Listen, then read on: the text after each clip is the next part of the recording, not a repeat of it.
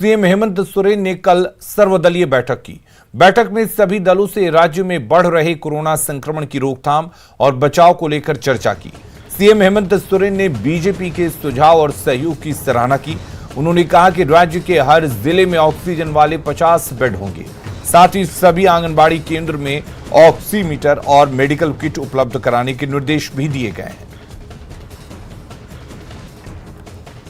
लोगों ने sample collection बहुत ज्यादा उसमें गति दी है और उसके अनुपात में मशीनों का जो कार्य करने की क्षमता है वो उसमें समन्वय नहीं बन पा रहा है, उसमें तालमेल नहीं बन पा रहा है। और इसको लेकर हम लोगों ने तत्काल 2 बड़े कोवास मशीन जो बहुत बड़े पैमाने पर उस सैंपलों की टेस्ट करता है, वो मशीन लेने का भी हम लोगों ने निर्णय ले लिया है। उसका हम लोगों ने ऑर्डर जारी भी कर दिया है। कम से कम हर जिले में 50 ऑक्सीजन युक्त बेड का उपलब्धता सुनिश्चित की जाए। और सर्वदलीय बैठक के बाद सीएम हेमंत सोरेन ने जो कुछ कहा, 10 बड़ी बातों को जान लेते हैं। सबसे पहले सैंपल जांच के लिए सरकार खरीदेगी कोवास मशीन, ये मुख्यमंत्री हेमंत सोरेन ने कहा। हर जिले में 50 ऑक्सीजन युक्त बेड की सुविधा बढ़ाने की बात भी मुख्यमंत्री हेमंत सोरेन ने कही। रांची में 600 ऑक्सीजन वाले बेड बढ़ाए गए हैं। इसके साथ ही उन्होंने कहा कि आंगनबाड़ी केंद्र में मेडिकल किट में सभी जरूरी दवा को रखा जाएगा। आंगनबाड़ी केंद्र में ऑक्सीमीटर और जरूरी सामान भी रखे जाएंगे। सरकारी अस्पतालों ने अपनी दक्षता दिखाई है और सरकारी अस्पतालों पर विश्वास करना चाहिए। मुख्यमंत्री ने कहा जिन्हें अस्पताल की जरूरत है वही अस्पताल जाएं। और साथ ही सीएम ने यह भी कहा कि कोरोना की चेन तोड़ने के लिए बहुत जल्द फैसला लिया जाएगा। मुख्यमंत्री ने कहा कि प्रवासी मजदूरों को लेकर सरकार काम कर रही है। झारखंड के मुख्यमंत्री हेमंत सोरेन ने प्रधानमंत्री नरेंद्र मोदी से आपात मदद मांगी है। सीएम हेमंत सोरेन ने पीएम मोदी को चिट्ठी लिखी है, जिसमें सीएम ने झारखंड में प्रतिनियुक्त सेना और अर्धसैनिक बलों के डॉक्टरों और पारामेडिकल कर्मियों से सहायता मांगी है। हेमंत सोरेन ने लिखा है कि कोरोना वायरस संक्रमण से निपटने के लिए युद्ध स्तर पर मदद की दरकार है। बेकाबू कोरोना संकट में प्रधानमंत्री सहायता करें। थोड़ी देर पहले प्रधानमंत्री जी को, गृह मंत्री जी को और डिफेंस मिनिस्टर राजनाथ सिंह साहब को पत्र लिखा है कि हमारे राज्य में बहुत बड़े पैमाने पे हमारे डिफेंस सेटअप यहाँ पर है, रामगढ़ में है, दीपाटोली में है। उनके जो पैरामेडिक्स फोर्सेस हैं, उनके जो अस्पताल हैं और उनसे सहयोग की हमने मांग की है।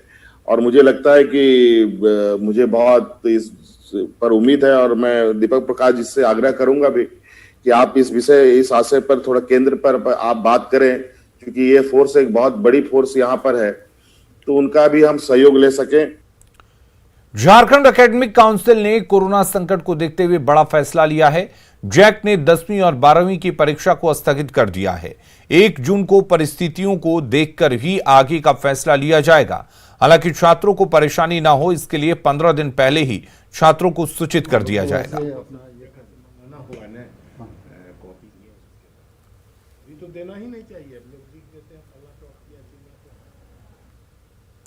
तो 15 दिन पहले सूचित किया जाएगा। फिलहाल 10वीं और 12वीं की परीक्षा को स्थगित कर दिया गया है।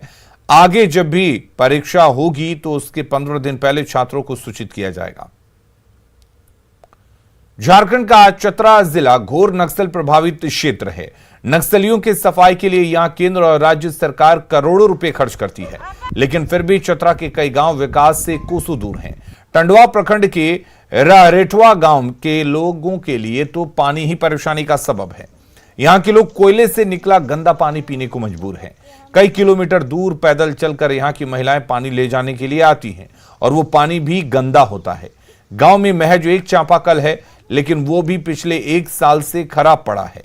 गांव की हालत देखने के बाद जब न्यूज 18 की टीम पेयजल विभाग के अधिकारी के पास पहुंची, तब उन्हें जाकर ग्रामीणों की परेशानी की बात समझ में आई और 24 घंटे के भीतर पेयजल व्यवस्था दुरुस्त कराने का भरोसा दिया गया।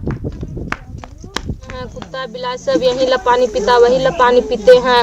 माल मवेशी पीता है, वही ला पानी पी रहे हैं। बहुत यहाँ तकलीफ है, पानी का कुछ का साधन नहीं है।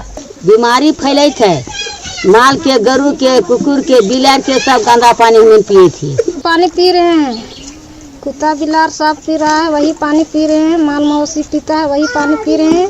और देखिए नदी का हमने कितना गंदा पानी कोला का ऐसे वही पानी पी रहे हैं। अभी पता चल रहा है तो उसको जल्द से जल्द जो है सो जाके 24 घंटा में जो भी नलकूप होगा आसपास उसको बना के चालू करके पानी की व्यवस्था किया जाएगा।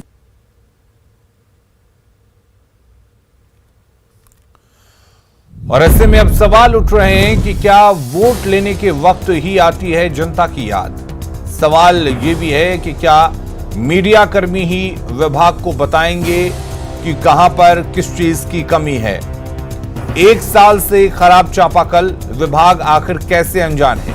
विभाग चापाकल लगाने के बाद से समीक्षा आखिर क्यों नहीं करता। ये कई सवाल हैं जो न्यूज 18 उठा रहा है। अंकित कुमार हमारे साथ जुड़े हुए हैं, हमारे संवाददाता चतरा से। अंकित, आपसे जानना चाहेंगे, न्यूज 18 ने खबर दिखाई, खबर के बाद आश्वासन मिला, लेकिन सवाल यह है कि आश्वासन पर क्या 24 घंटे का अल्टीमेटम मिलने के बाद काम हुआ? जी बिल्कुल।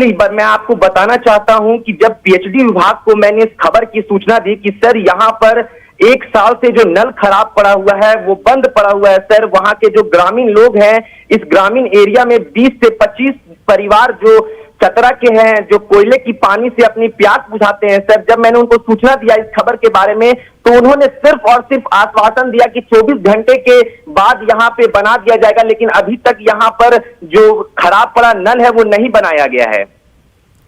तो क्या कल आपने जब पीएचईडी विभाग में इसकी सूचना दी थी तो आश्वासन मिला था, लेकिन क्या ये आश्वासन महज एक आश्वासन ही बनकर रहेगा? कोई ठोस कार्रवाई क्यों नहीं हो रही है? जी बिल्कुल। इस संबंध में मैंने जो चतरा के डीसी हैं उनको भी सूचना दी है इस खबर के बारे में कि सर यहाँ पर एक ऐसा स्थिति है कि इस गांव के जो लोग हैं वो कोयले की पानी से अपनी प्यास बुझाते हैं, और पीएचडी विभाग को भी सूचना दी गई है, लेकिन अभी तक कार्रवाई नहीं है। अब देखना है कि इस खबर के दिखाने के बाद कब पीएचडी विभाग की नींद खुलती है और इस खबर पर कार्रवाई की जाती है।